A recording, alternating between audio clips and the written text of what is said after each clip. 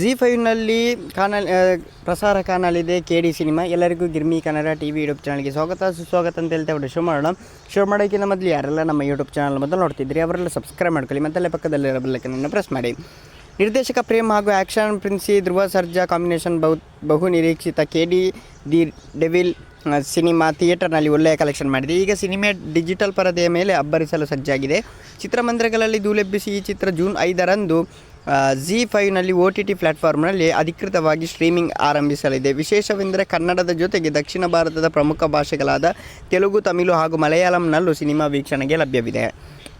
ನಿರ್ದೇಶಕ ಪ್ರೇಮ್ ಜೋಗಿ ಚಿತ್ರದಲ್ಲಿ ಅಮ್ಮ ಹಾಗೂ ಮಗನ ಕತೆ ಹೇಳಿ ಎಲ್ಲರ ಮೆಚ್ಚುಗೆ ಗಳಿಸಿದರು. ಈ ಬಾರಿ ಅಣ್ಣ ತಮ್ಮನ ಕತೆ